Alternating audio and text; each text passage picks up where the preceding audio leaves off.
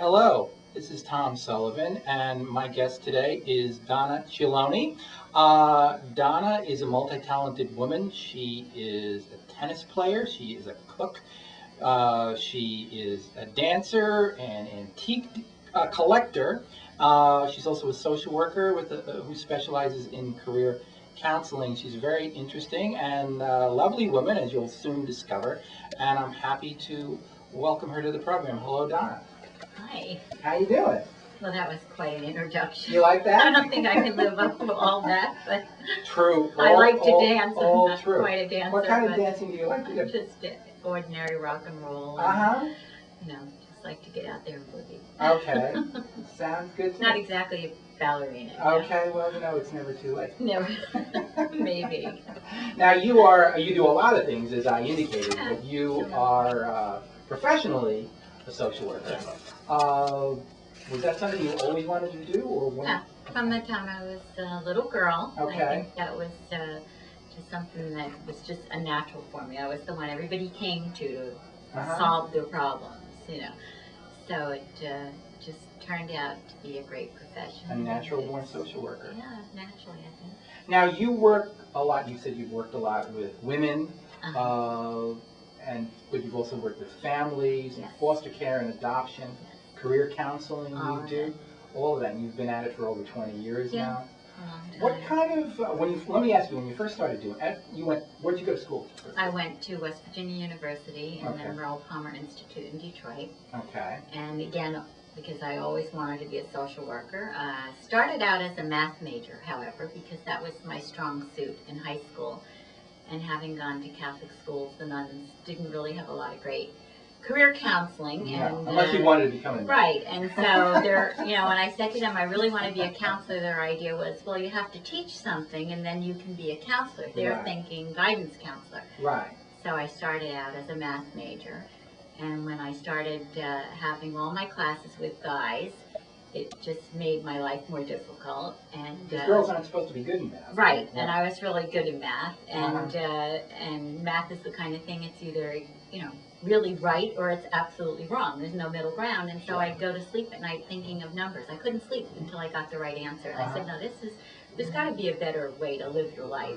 Sure. So somehow then I wound up realizing that there were other ways to be a counselor other than teaching math, and I moved over. And you got your master's degree and you're certified social worker? Yes, I'm a certified social worker, and I started out in New Jersey. Doing what? What was that? Mostly intensive case management with child abuse protection.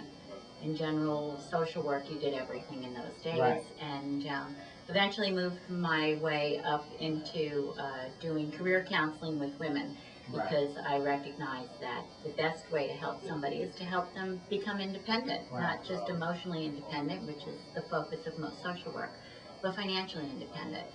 And I also went on to get my licenses in real estate, because I felt that there was a balance in my life that wasn't there, and that was in business. And that really helped me to move toward the whole area of economic and financial independence.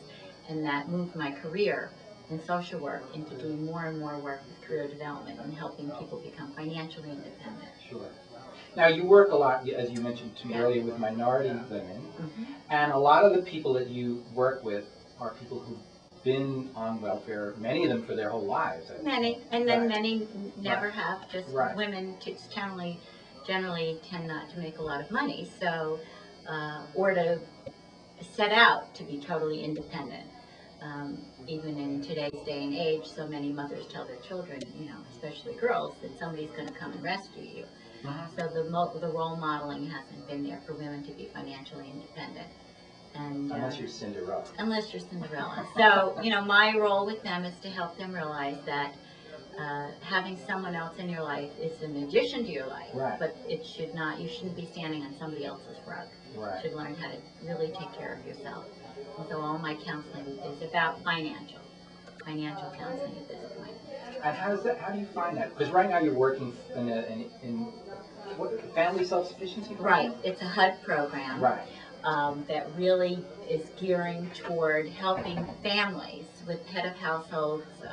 Primarily the group again that I work with is women, but it's really working with minority and other low income families become independent financially.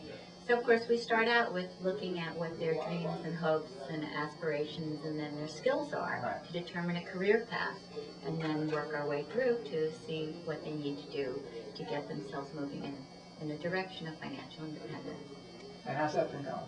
Great. I love it's a natural for who I am. I mean, I feel totally blessed that at this point in my life, everything that I've ever done is all rolled into this one job, and I love it. I love my job. Right. I love my job. I love the work that I do. I love the fact that I have total financial independence for myself and flexibility in my job to work the hours that match with where my clients need me to be. I'm not in a bureaucratic situation where I have to work, 9 to 5, because it doesn't match. It doesn't match when people can come in and get their counseling. So sometimes you work evenings and yeah, sometimes I'll work early mornings, sometimes I'll work late in the evenings. Rarely will I work on a weekend, but I'll do that if my client really needs me to. I really like to be there for my client, and the first thing is to teach them to be assertive and speak up for themselves, which is, again, not to say that they're going to leave their job to fit into somebody else's need for an interview at 3 o'clock in the afternoon.